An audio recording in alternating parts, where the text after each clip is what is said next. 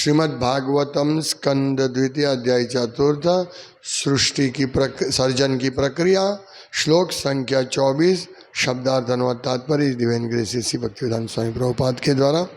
नमस्तस्मै भगवते वासुदेवाय वेधसे पपुर्ज्ञानमयं सौम्या यन्मुखाम्बुरुहासवम्।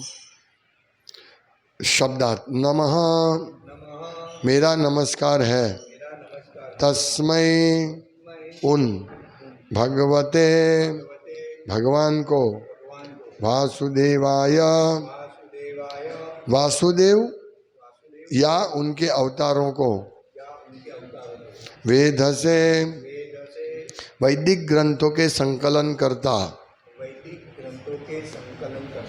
पपुहु पान किया गया ज्ञानम ज्ञान अयम यह वैदिक ज्ञान सौम्य भक्तगण विशेष रूप से भगवान कृष्ण की प्रेमिकाएं कृष्ण की प्रेमिकाएं यद जिनके मुख अम्बुरुह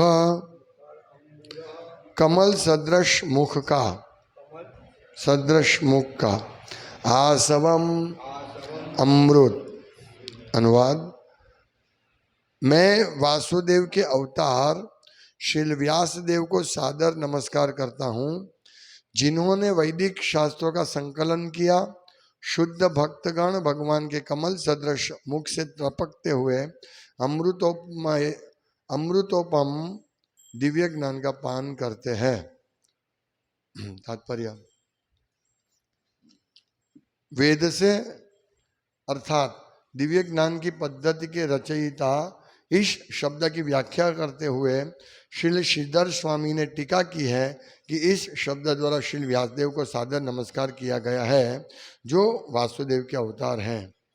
श्री जीव गोस्वामी ने इसे स्वीकार किया है, लेकिन श्री विश्वनाथ चक्रवर्ती ठाकुर एक कदम आगे बढ़ाया है कि भगवान कृष्ण के मुख से टपकता अमृत उनकी विभिन्न प्रेमिकाओं के मुखों में चला जाता है, जिससे वे संगीत, नृत्य, वेश सज्जा, अलंकरण जैसी ललित कलाएं एवं वे सारी बातें सीखती है जो भगवान को आस्वाद्य है। भगवान द्वारा आस्वाद्य ऐसा संगीत, नृत्य तथा अलंकरण संसारी नहीं होता, क्योंकि भगवान को प्रारंभ में ही पर अर्थात दिव्य कहकर संबोधित किया गया है। भुलक्कड़ बद्ध जीवों को यह दिव्य ज्ञान अज्ञात है। भगवान के अवतार श्री व्यास देव ने वैदिक साहित्य का इसलिए संकलन किया जिससे बद्ध जीव भगवान के साथ अपने विसरे हुए संबंधों को फिर से स्मरण कर सकें। अतएव मनुष्य को चाहिए कि वह वैदिक शास्त्रों को या कहे कि माधुर्य रस में भगवान द्वारा अपनी प्रेमिकाओं को किए गए अमृत दान को समझने के लिए व्यासदेव या शुकदेव के कमल मुख से सुने। दिव्य ज्ञान के क्रमिक विकास द्वारा मनुष्य संगीत तथा नृत्य की उस दिव्य कला को प्राप्त कर सकता है जिसे भगवान ने अपनी रासलीला के समय प्रदर्शित किया।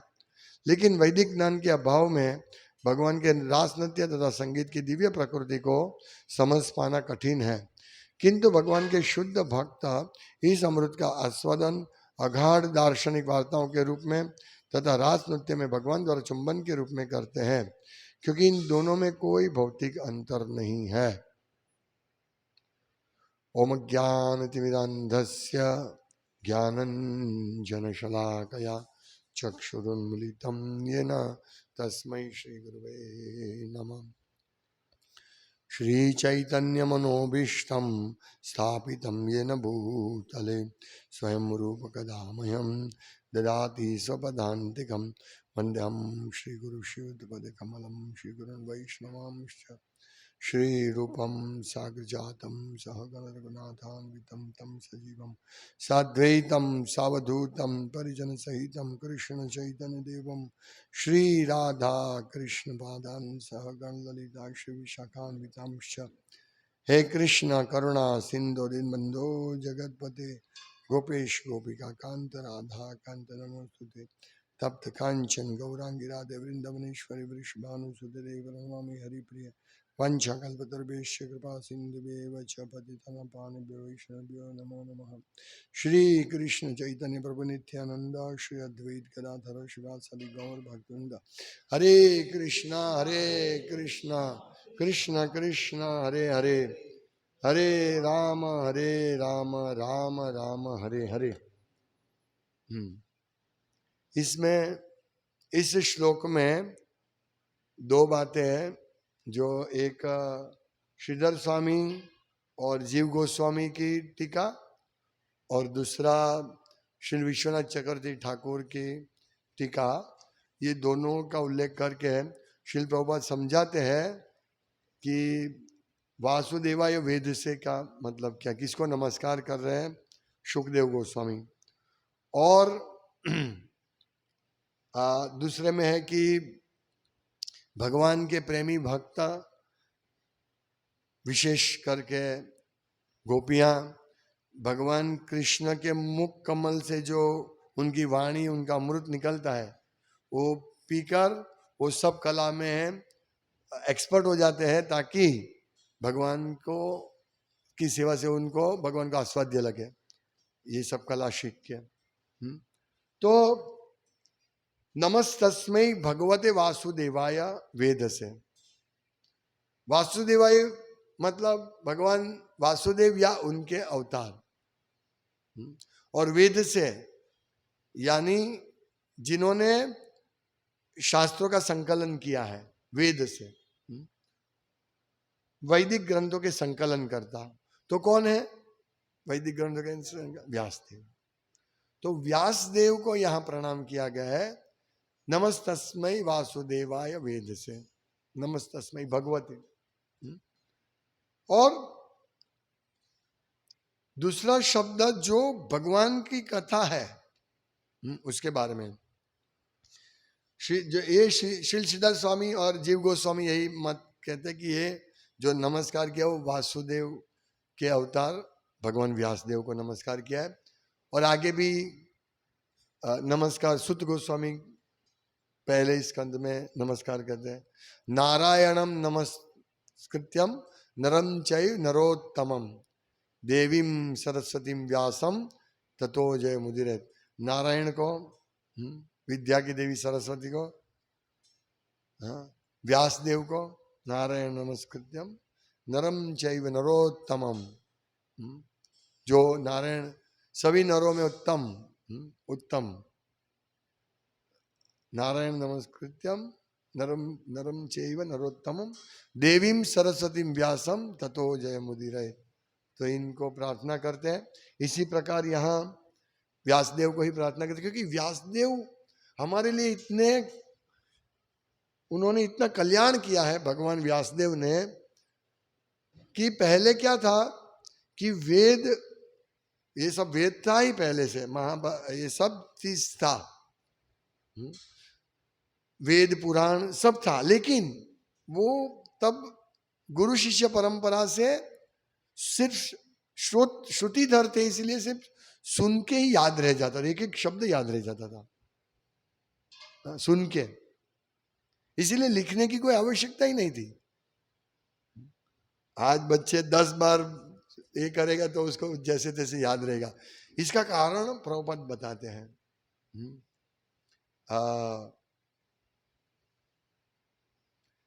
भागवतम के पंचम स्कंध में है, राजा प्रियव्रत के वृतांत में बता रहे हैं कि राजा प्रियव्रत के 3 लड़के अध्यात्म में बहुत ही आगे बढ़े हुए थे। वो वीर्य रेतस, यानी जिन्होंने कभी भी अपना वीर्य का व्यय नहीं किया। और ये जो प्रभुपाद लिखते हैं बहुत महत्वपूर्ण प्रवाही है हमारे शरीर में, क्योंकि वीर्य बनता है, बहुत दुर्लभ बनता है वीर्य। हम जो प्रसाद लेते हैं, भोजन लेते हैं, वो सब भोजन उसका हड्डी ये सब बन के लास्ट में ब्लड में इसके बाद वीर्य बनता है। तो ब्लड के कितने बूंद होते हैं तब जाके वीर्य का 1 बूंद बनता है। तो ये जो वीर्य है वो ब्रेन तक पहुंचाया जाता है अभी आजकल कलयुग के प्रभाव से किसी को ऐसी ट्रेनिंग नहीं है वीर्य रेतस की, कि जो नास्तिक नैष्टिक ब्रह्मचारी, यानी ये वीर्य को ऊपर चढ़ाते, नीचे नहीं उसका पतन होने देते हैं, ये नैष्टिक ब्रह्मचारी है। और इस प्रकार जब वीर्य उसका रक्षण होता है तब स्मरण शक्ति बहुत पावरफुल होती है। और ये स्मरण शक्ति उस टाइम ये जो शिष्य सब थे तो ऐसी उनको ट्रेनिंग दी जाती थी। पहला आश्रम कौन सा है? ब्रह्मचारी आश्रम। फिर उनको इतनी अच्छी ट्रेनिंग दी जाती थी, ये सब सिखाया जाता था। और ये आश्रम में कभी भी स्त्रियों के संग नहीं होता है, सिर्फ गृहस्थ आश्रम में स्त्रियों का संग होता है। लेकिन ब्रह्मचारी को ऐसी ट्रेनिंग दी जाती थी कि वो गृहस्थ जीवन में भी सिर्फ पुत्र प्राप्ति के लिए इसका उपयोग करे वीर्य का। ये सब ट्रेनिंग होती थी। इसीलिए ये सब ट्रेनिंग के लिए वर्णाश्रम, दैवी वर्णाश्रम सिस्टम बहुत जरूरी है। ये सब ट्रेनिंग से अच्छे नागरिकों के लिए। नहीं तो अभी हम देखते हैं कि अभी बच्चे उत्पन्न होते हैं, शराब का बूझ खुलता है और बच्चे उत्पन्न होते हैं। इस प्रकार व्यभिचार होता है, बच्चे उत्पन्न होते हैं। तो ऐसे बच्चे और ये वीर्य रेतस जो नैष्ठिक ब्रह्मचारी बने, ऐसे बच्चों में जमीन आसमान का फर्क है। और ये जब ब्रेन तक पहुंचता है, ऊपर उसकी गति होती है वीर्य की, तब वो बहुत ही पावरफुल ब्रेन बनता है। और वो सब स्मरण शक्ति रहती है। तो ये इंपॉर्टेंट पॉइंट है कि व्यासदेव ने कलयुग में हम लोगों के लिए जो बिल्कुल मंद सुमंद मति मंद भाग्या कलो नस्त दशामेशा पुराणार को धुनोदिता, कलयुग की जिसकी कलो नष्ट दशामेशा, जिसकी दृष्टि नाश हो गई है, जो बिल्कुल भी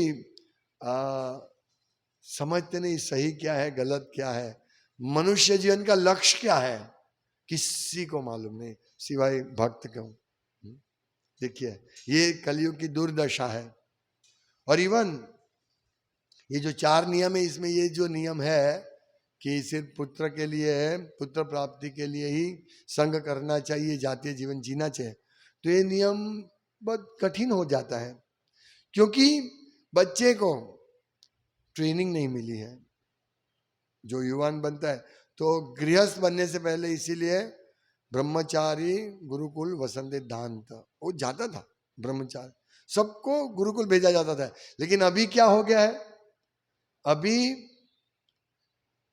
विद्या विहार स्कूल, शिशु विद्या विहार स्कूल, लेकिन वास्तव में उसमें शिशु अविद्या विहार होता है। हम बच्चे को विद्या देने भेजते हैं। देखिए कलयुग के लोगों की बुद्धि इतनी नष्ट हो गई है कि वो सोचते यही सच्चा ज्ञान है। गणित, फिर त्रिगोनोमेट्री, केमिकल, फिजिक्स, फिर बॉडी का समझना, डॉक्टर बनना, यही सही ज्ञान है, इसके लिए भेजते। लेकिन पहले बच्चे को गुरुकुल में भेजा जाता था, वहां उनको ये सब ट्रेनिंग, विद्या ददाति विनयम, विनय से विद्या का शोभा होती है। लेकिन किसी भी बच्चे को विनय सिखाया नहीं जाता है, क्योंकि क्या सीखेगा, विनय नहीं सिखाया जाएगा। विद्या से विनय आना चाहिए। लेकिन अभी हम देखते हैं सब दुष्ट बदमाश रास्कल बनते हैं स्कूल में से बाहर आके, बस कैसे मैं शोषण करूं, सबका शोषण करके मैं कैसे पैसे कमाऊं, यही शिक्षा दी जाती है। इसीलिए कलो नष्ट में जिसकी कलयुग के लोगों की बुद्धि नष्ट हो गई है, इसीलिए ये व्यासदेव ने पुराणार को धुनोदिता, ये पुराण का ये हुआ है, पुराण का सूर्य रूपी पुराण श्रीमद् भागवतम का उदय हुआ है। यही बात है यहाँ कि नमस्तस्मै, इसीलिए सुखदेव गोस्वामी उनको नमस्कार करते हैं। तो यहाँ ये हमें समझना है कि ये शास्त्र कितने महत्वपूर्ण है हम सबके लिए, कलयुग के लोगों के लिए, जिनको कल दोपहर को क्या खाया था कुछ याद नहीं है इतने भूल जाते हैं, तो श्लोक की तो क्या बात करें। ऐसा होता है, हम लोग इधर बैठते हैं, अभी आधा घंटा का क्लास होगा तो थोड़ा 1 घंटा होगा भूल जाएंगे, क्या उसका याद करना पड़ेगा कौन सा ये था। हाँ? हमारी इतनी स्मरण शक्ति ये हो गई, डाउन हो गई है। तो श्री विश्वनाथ चक्रवर्ती ठाकुर इस श्लोक में ये जो पपुर ज्ञान मयम सौम्या यन मुखाम्बु रहा आसवम, मतलब भगवान कृष्ण के मुख से टपकता अमृत।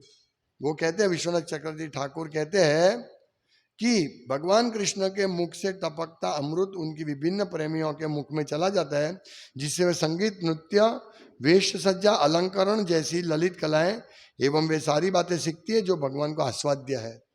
यानी भगवान का मुख कमल से निकला हुआ अमृत वो ग्रहण करते हैं और ये सब कलाएं सीखती है, वो भगवान का ही अमृत से सीखती है। और वो किसके लिए? भगवान को आस्वाद्य है, इसके लिए, है ना गोपियों। तो हमारी जो कलाएं है, हम जो भी सीखते हैं, हाँ, मृदंग बजाने की कला, संगीत की कला, हाँ, या जो भी कला हम सीखते हैं, यहाँ क्या क्या लिखा है, संगीत, नृत्य तथा अलंकरण। तो हमें नृत्य की कला, तो हमें कृष्ण के लिए, ये कृष्ण को आस्वाद्य लगे ऐसा करना चाहिए। कभी कभी लोग नृत्य करते हैं, वो डिस्को डांसर जैसा नृत्य करते हैं, है? ठीक है, नृत्य किया अच्छा है, लेकिन ऐसा नृत्य से दूसरे वो देखेंगे कि देखो दूसरे लोग मुझे नृत्य देखकर अच्छा लगता है। लेकिन यहाँ स्पष्ट लिखा है कि गोपिया भगवान के अंतरंग सेविका क्या करती है? भगवान को आस्वाद्य लगे इसलिए वो कला सीखती है। इसीलिए हम सबको जो भी हमारे पास कला है उसको भगवान कैसे प्रसन्न हो, भगवान को आस्वाद्य लगे, इसीलिए ऐसा ही करना चाहिए। तो ये सब ज्ञान जो है, प्रभुपाद कहते हैं भुलक्कड़ लोग, कलयुग के भुलक्कड़ लोग को यह दिव्य ज्ञान अज्ञात है। क्या अज्ञात है? कि भगवान पर है, हमारे अधोक्षज, हमारी इंद्रियों से बहुत ऊपर है। तो ये दिव्य ज्ञान जो है ये किसी को मालूम नहीं, क्योंकि यही मालूम नहीं कि भगवान कौन है सबसे पहले। तो ये बात की तो क्या बात करें। और ज्यादातर लोग नास्तिक होते हैं, बोले ऐसा कुछ नहीं है, मूर्ति है ये। तो अभी लोग कोई मंदिर में मूर्ति नहीं तो लोग प्रशंसा करेंगे, हाँ देखो इधर मूर्ति नहीं है। आपको जिसको भगवान बना के बिठा ना वो करो, ऐसा होता है। इसीलिए मूर्ख कहा गया है। भुलक्कड़ बद्ध जीवों को हम भूल गए, भुलक्कड़ हम भूल गए हैं कि हमारा भगवान से संबंध था, है, अभी भी है, हम भूल गए। तो इन भुलक्कड़ बद्ध जीवों को यह दिव्य ज्ञान अज्ञात है। भगवान के अवतारशील व्यासदेव ने वैदिक साहित्य का इसलिए संकलन किया जिससे बद्ध जीव भगवान के साथ अपने विसरे संबंधों को फिर से स्मरण कर सके। ये एक मौका है कि ऐसा हमारा जो भूला हुआ संबंध है, जो हम भूल गए हैं, उससे हम उसको वापस पुनर्जागृत करें, स्मरण कर सके। यही हमें ये सब स्मरण होना चाहिए। मैं एक बहुत सुंदर एग्जांपल देता हूं कैसे स्मरण होता है। अभी जनरली लड़के लड़की का विवाह होता है पहले, तो मोस्टली ये कोई इस पे नहीं करते हैं, जन्माक्षर मिला के मैचिंग से नहीं करते हैं, ऐसे ही कर देते, अच्छा दिखता है, पैसे वाला है लड़का, शादी कर लो, ऐसे ही विवाह होता है। और विवाह हुआ जिस दिन विवाह हुआ उस दिन शराब पिया, मौज किया, मांस खाया, ये सब किया, मजाक कर दिया। ये होता है, ये भुलक्कड़ बद्ध जीव का ये कार्य है। कलयुग में मोस्टली ऐसा होता है। होटल से खाना मंगवा लिया, पार्टी कर दिया, विवाह हो गया, खत्म बात। फिर 2-4 महीना विवाह रहा, 1 साल रहा, फिर लड़की बोलेगा मुझे इससे मजा नहीं आता, लड़के से, तोड़ दिया विवाह। हाँ हाँ, कोर्ट में कर देते हैं। तो ये मैं एग्जाम्पल दे रहा हूं कि कल हमने एक वागदान में हम गए थे, एक भक्त का लड़का और एक भक्त की लड़की, दोनों के बीच में वागदान यानी वाणी से दान करते हैं। कन्या का पिता दान करके मैं भगवान, गुरु और वैष्णव की साक्षी में मैं ये वचन देता हूं कि मेरी कन्या को मैं अभी आपके पुत्र को दूंगा, पुत्र को दे रहा हूं। हाँ, मैं भी वचन देता हूं। ये वचन, वागदान यानी वचन, तो वचन देता हूं भगवान के सामने। और अभी मैं और कोई वर नहीं ढूंढूंगा मेरी कन्या के लिए।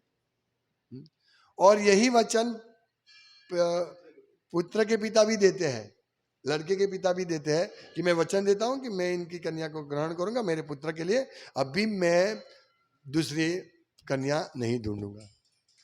ये इतना, और सब वहां वैष्णव थे, कीर्तन हो रहा था। ये हमारी संस्कृति है, संस्कार, वागदान संस्कार। इसके बाद विवाह होगा, उसके बाद शादी होगी। देखिए कितनी पवित्र चीज है, लेकिन भुलक्कड़ बद्ध जीव भूल गया ये सब चीजें। इससे क्या स्मरण, इतना पवित्र वातावरण लग रहा था कि एक बंध जाते हैं। देखो अभी मैं, कुछ भी होगा, अभी मैं मेरी बेटी को इनको ही दूंगा, इसी लड़के के साथ शादी होगी।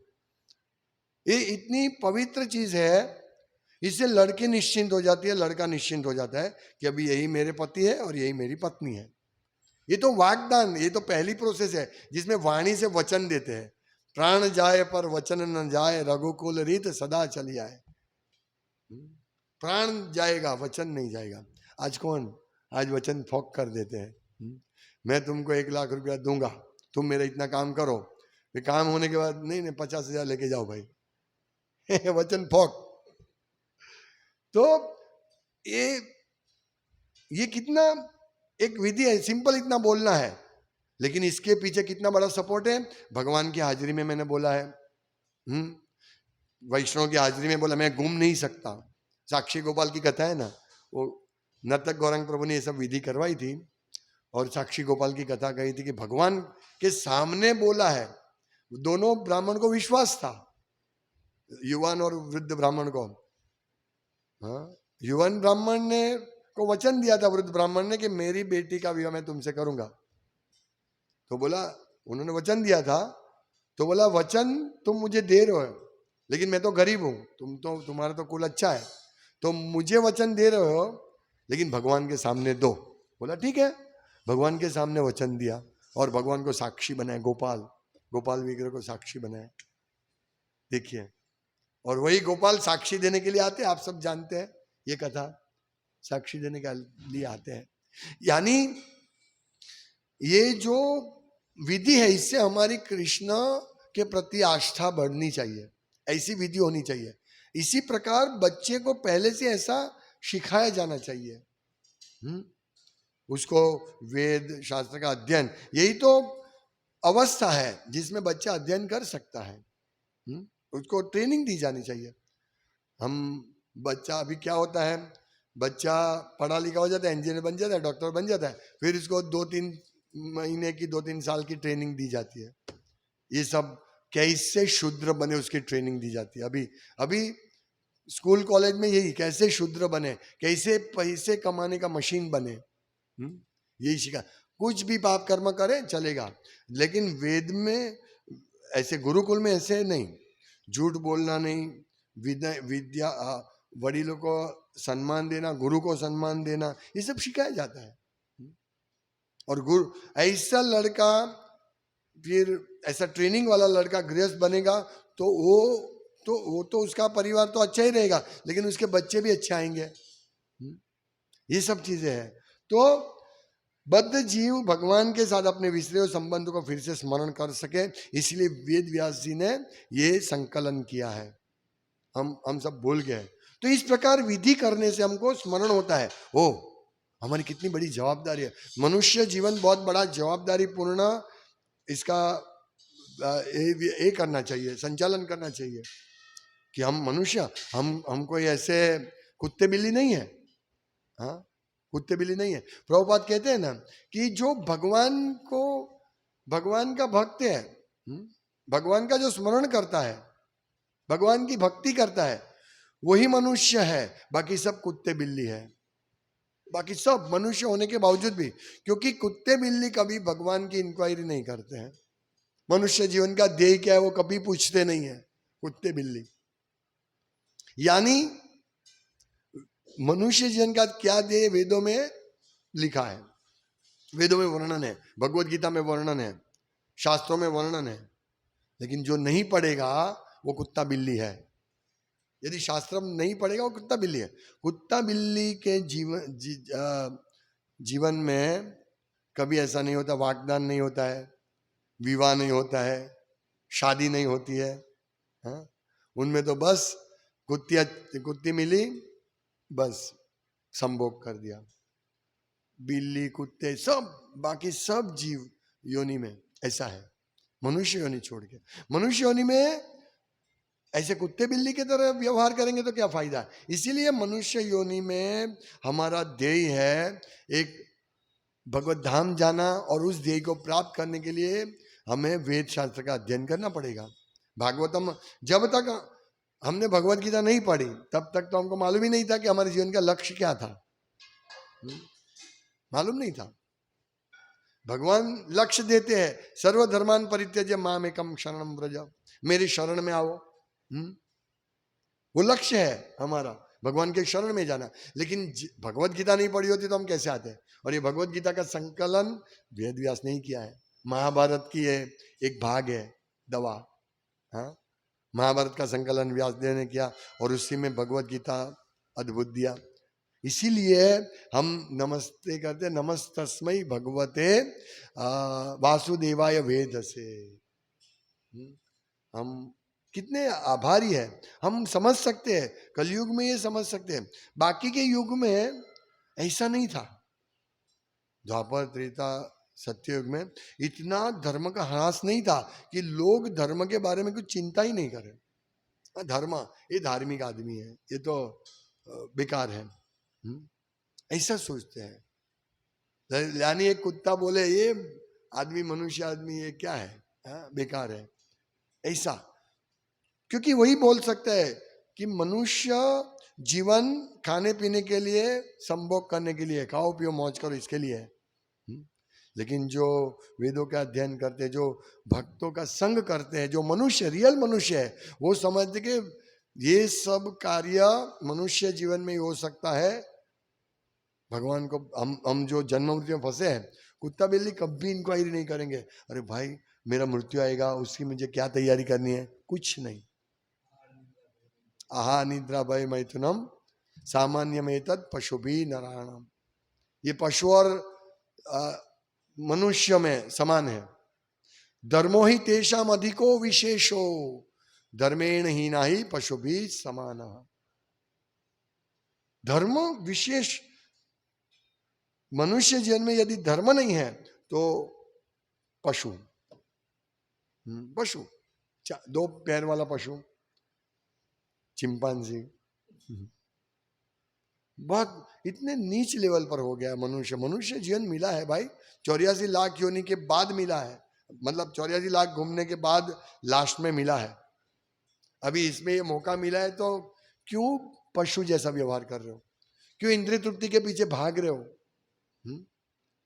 इंद्रिय तृप्ति तो वैसे ही यहाँ ये तो क्या है, पपुर ज्ञानमयम सौम्य यन मुखाम्बुर आसवम, मतलब आसवम अमृत, भगवान के मुख से भक्त लोग अमृत पीते हैं। यहाँ लिखा है ना, शुद्ध भक्त गण भगवान के कमल सदृश मुख से टपकते हुए अमृतमय दिव्य ज्ञान का पान करते हैं।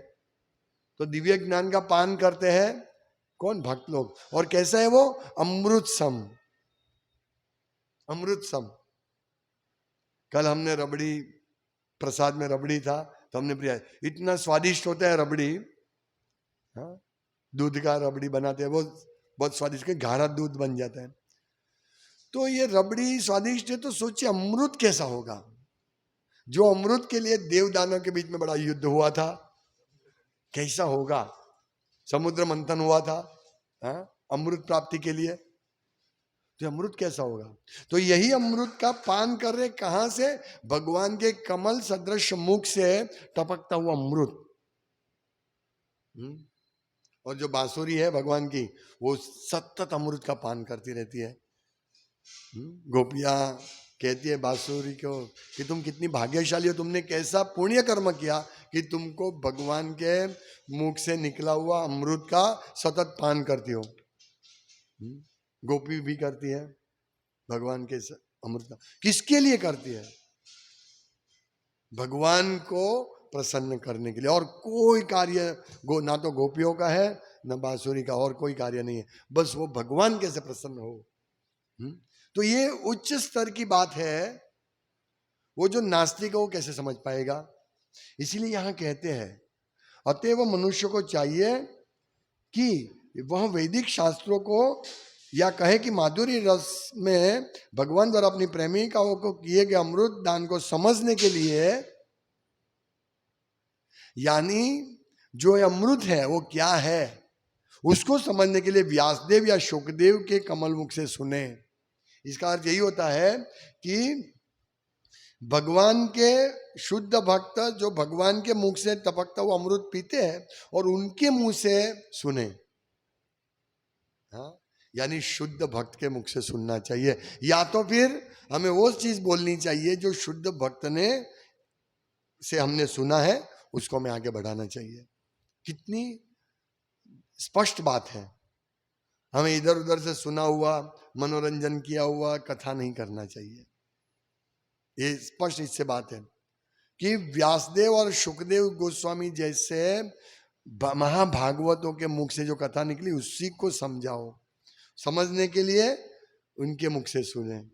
दिव्य ज्ञान के क्रमिक विकास द्वारा मनुष्य संगीत तथा नृत्य की उस दिव्य कला को प्राप्त कर सकता है जिसे भगवान ने अपनी रासलीला के समय प्रदर्शित किया। हाँ, देखिए, तो ये दिव्य ज्ञान इस प्रकार लेंगे, हाँ, किस प्रकार, गुरु शिष्य परंपरा के द्वारा शुद्ध भक्त के मुख से सुनेंगे तो क्या होगा, हम रासलीला में जो संगीत कला है, रास जो भगवान ने अपनी रासलीला के समय प्रदर्शित किया था संगीत कला, उसको हम समझ सकते हैं, वो प्राप्त कर सकते हैं वो कला। यानी हम भागवतम पढ़ेंगे शुद्ध भक्त के मार्गदर्शन से, तो हम लोग कृष्ण की रासलीला में प्रवेश कर सकते हैं। इसका मतलब ये हुआ ना, देखिए, दिव्य ज्ञान के, फिर से मैं पढ़ता हूं, दिव्य ज्ञान के क्रमिक विकास द्वारा मनुष्य संगीत तथा नृत्य की उस दिव्य कला को प्राप्त कर सकता है जिसे भगवान ने अपनी रासलीला के समय प्रदर्शित किया। हाँ, ये कला प्राप्त करके हम भगवान को प्रसन्न करें और भगवान के साथ रासलीला कर सकते। जो सर्वोच्च पूजनीय पवित्र रासलीला, सबसे उत्तम पूजनीय पवित्र काम रहित, काम वासना रहित भगवान की लीला है।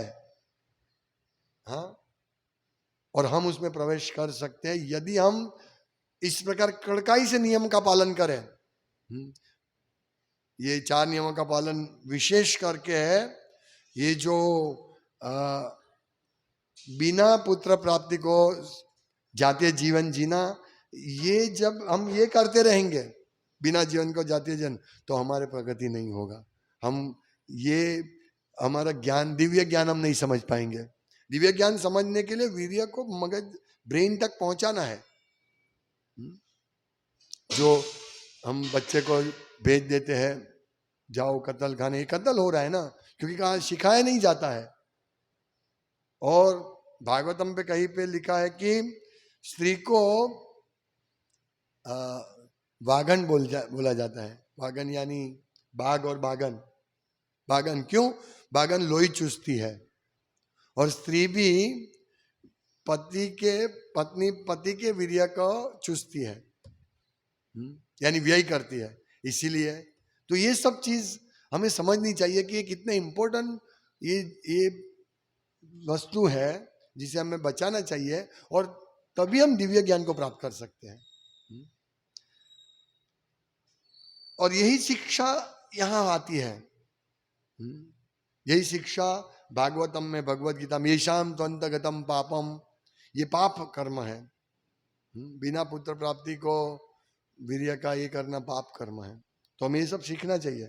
तो लेकिन क्या हो रहा है अभी, वैदिक ज्ञान के अभाव में भगवान के रास नृत्य तथा संगीत की दिव्य प्रकृति को समझ पाना कठिन है। यदि हम इस प्रकार भागवतम नहीं समझेंगे, एक प्रथम स्कंद से लेकर नवम स्कंद तक इसी प्रकार जो इस पर प्रभुपाद के तात्पर्य है, ये हम जो तात्पर्य क्या है, तात्पर्य है यही तात्पर्य कि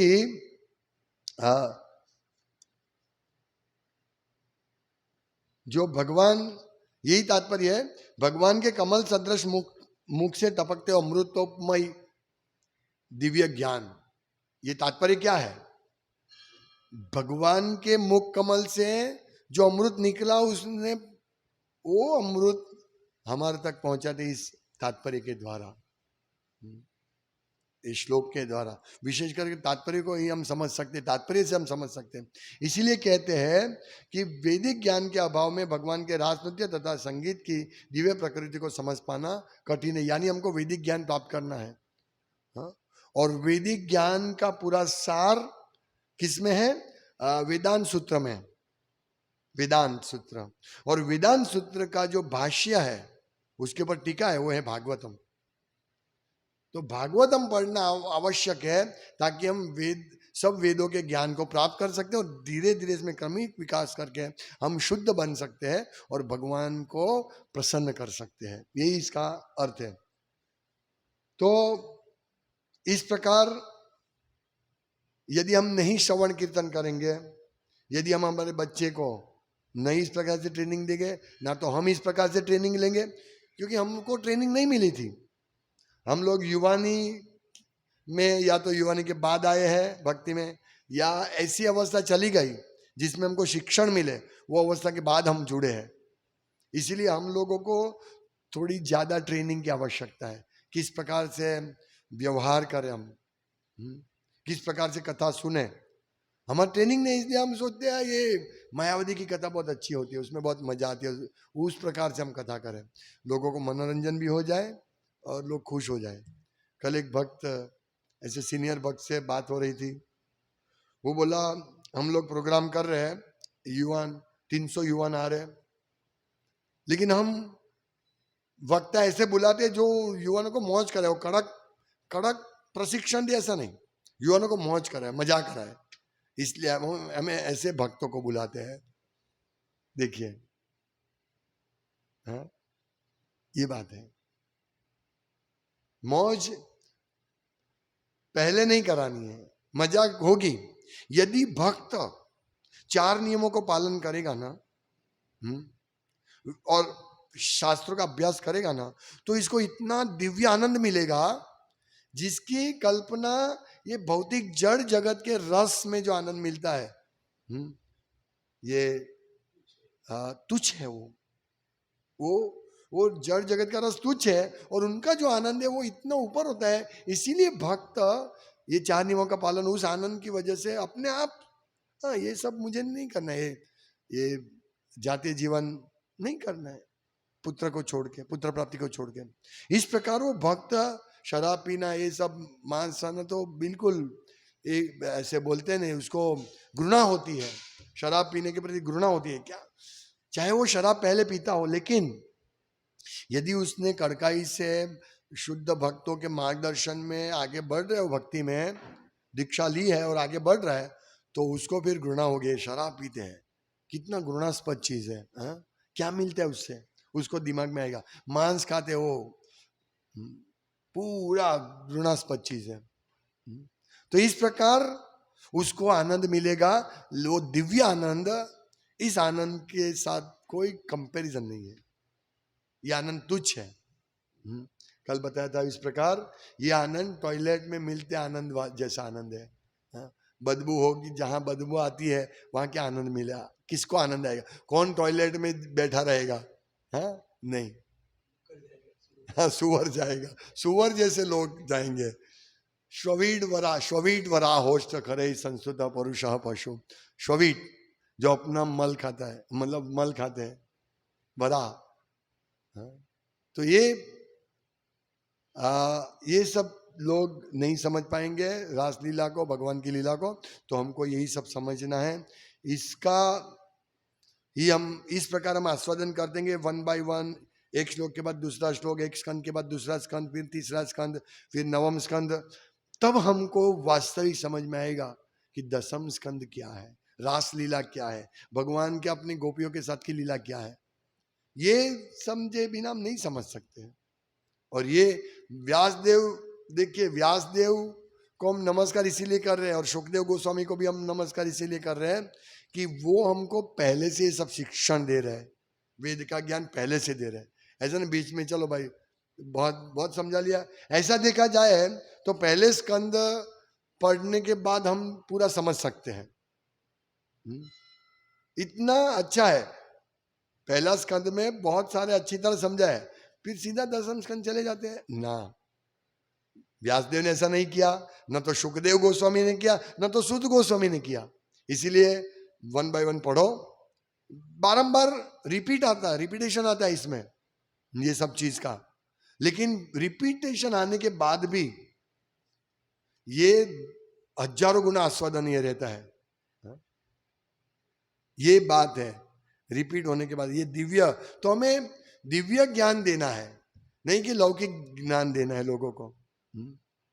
जैसे ये मायावती की कथा में ऐसा ही लौकिक ज्ञान ही होता है, सासू को बहू के साथ कैसा रहना है, हाँ, आदमी को ये करना है वो करना है, इसी बात होती है। कृष्ण की बात नहीं होती है कथा में, ज्यादा नहीं होती है, और होती है तो सीधा रासलीला पर चले जाते हैं। इसीलिए हम लोगों को इस प्रकार व्यासदेव के मुख से अमृत का रस पीना है, शुद्ध भक्तों के मुंह से। तो प्रभुपाद के तात्पर्य से इस रस को पीना है, पान करना है। इसमें लिखा है ना, पपु पपुर ज्ञान मयम सौम्या, यानी अयम ज्ञानमयम, यह वैदिक ज्ञान किसके? पपु पान, पान किया गया, पपु पान किया गया।